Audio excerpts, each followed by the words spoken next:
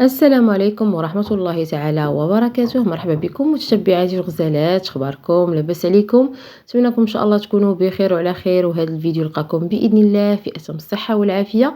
مرحبا بكم كيف العادة على قناتي وقناتكم قناة ما يفيدك سيداتي مع ايمان. اقتراحي لكم في هذا الفيديو البنات تحلية كريمية كتجي لذيذة صراحة، مكونات اللي بسيطة واقتصادية، تخرجي شي حاجة اللي راقية هموية، المذاق ديالها كلشي غادي يحمق عليه، غتولي ان شاء الله معتمدة عندكم. فهي كتجي زوينة بزاف كتحلية او ديسير اللي كيف قلت لكم اقتصادي، وغنتقاسموا المكونات ديال هاد التحلية اللي بسيطة جدا ومتوفرة باذن الله في جميع البيوت. شوفوا معايا البنات القوام ديال هاد التحلية هذه كيفاش كتجي كريمية لذيذة، المذاق كيف كتشوفوا معايا، عفوا الشكل كيف كتشوفوا معايا راقي في المنظر، والقوام ديالها كريمي كيف كتشوفوا معايا، ما كتجيش سايحه نهائيا، مكونات اللي هي مضبوطه، واكيد الا جربتوها تولي معتمده عندكم كديسير او تحليات، كتجي هائله. ندوزو باش نتقاسموا المكونات البنات. غنحتاجو فيه تفاحه واحده، نص لتر ديال الحليب، 2 معالق كبار ديال السكر سنيده، نحتاجو معلقه ديال النشا وكيس من سكر الفانيلا. هادو هما المكونات البنات. اذا هاد التحليه غتكون بمذاق التفاح وكتجي معلكه وكريميه صراحه، كتجي واحد القوام زوين بزاف. اول حاجه البنات غتقشروا هذيك التفاحه، غادي تحيدوا لها فقط الزريعه ديالها، يعني غتخليوها بالقشر ديالها. هاد التحليه كتجي زوينه بمذاق التفاح، يعني راه المذاق ديال التفاح كيجي باين فيها، والحلاوه كتجي متوازنه. غناخذوا واحد الكاسرونه اللي نخدموا فيها هاد التحليه هذه، غنوضعوا فيها كميه ديال الحليب نصف لتر، واللي بغى كميه اكثر غادي يضاعف فقط المكونات. غتوضعوا الحليب، من بعد غتضيفوا ليه السكر الخشن او السكر سنيده 2 معالق كبار. الساشي ديال الفانيليات غنديروا النص ديالو، نحتفظوا بالنص حتى نوريكم شنو غادي نديروا به. ضفنا هنا معلقه ديال النشا، معلقه كبيره ما تكونش مقبه، غير معلقه عاديه. من بعد غادي نخلطوا هاد النواشف مع الحليب بارد في بارد، وغنضيفوا هاد المكون البنات فلون ديال الشينوا كيف كتشوفوا معايا، راه ما فيه حتى مذاق هذا، حيت انا ديجا خدمت بالساشي ديال الفانيلا. ما كانش عندكم تقدروا ديروا فلون بنكهه الفانيلا. صافي غادي تحركوا هكا كيف قلت لكم بارد في بارد. من بعد غتضيفوا التفاح اللي حيدنا ليه هذيك الزريعه وخليناه بالقشر ديالو، يعني هذيك القشره حتى هي كتزيد تعطينا لذه ومذاق. صافي غادي تقطعوا هكا القطع صغيره حتى كتكملوا هذيك التفاحه بحجم متوسط البنات، كيف شفتوا معايا راه ماشي كبيره وماشي صغيره. صافي غندوزوا هاد المكونات كلهم في الخلاط، غادي نطحنوهم جيدا، ومن بعد غنبداو نصفيو هذاك الحليب باش نحيدوا القشور ديال التفاح. والا بغيتو تحتفظوا بهم تقدروا ما تصفيوهمش، هذه كيبقى كاختيار. انا من الاحسن قلت هكا نصفيهم نحيد هذاك القشور باش كيتجي الكريمه ديالنا او التحليه ديالنا كريميه وما فيهاش حتى شوائب. صافي غادي نصفيوهم، وكيف كتعرفوا اللي عنده وليدات صغار كيبقاو يعزلوا شنو هذه ما يبغيوش ياكلوها. من الاحسن هكذا صفيوها. كيف قلت لكم تحليه زوينه صحيه بمكونات اللي بسيطه وفي المتناول.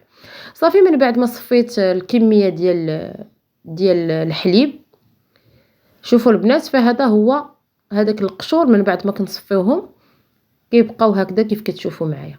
صافي غادي نحيدوا هذا الشيء نوضعوه فوق البوطه الكاسرونه على نار متوسطه مع التحريك حتى كتوصل التحليه ديالكم لمرحله الغليان. كيف قلت لكم البنات النار تكون متوسطه.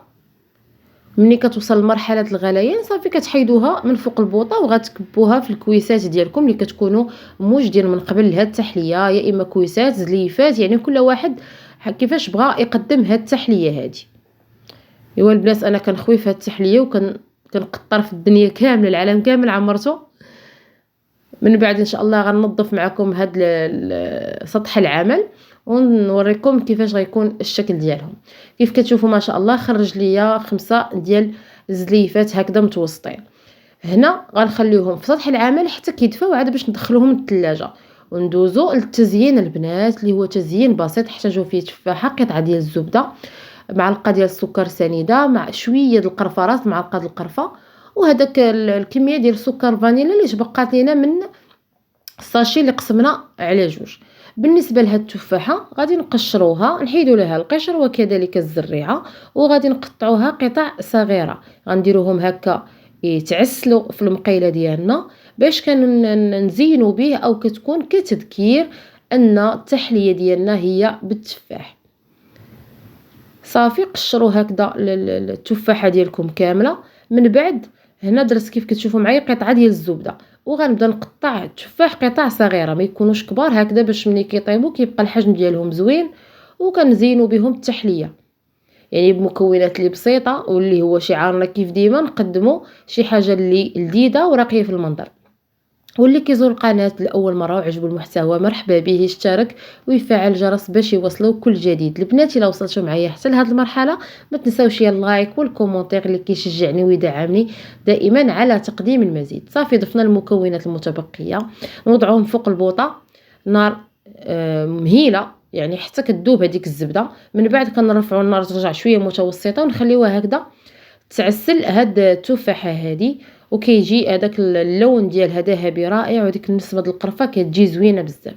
ها هما البنات الزليفات ديالي من بعد ما حيدتهم من الثلاجه. كيف تشوفوا التحليه ديالكم صافي كتكون قابطه في راسها، غادي تزينوها حسب الرغبه. كيف قلت لكم انا اقترحت كاقتراح اني قطعت هكا تفيفيحه صغيره عسلتها وغنوضعها في الوجه ديال التحليه.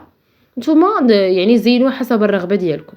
مهم ان التحليه كتجي بمذاق التفاح 100%، يعني ما كتجيش طاغيه عليها الحلاوه نهائيا، فالسكر كيكون متوازن. صافي توضعوا هكذا القطع ديال التفاح في الوجه ديال التحليه.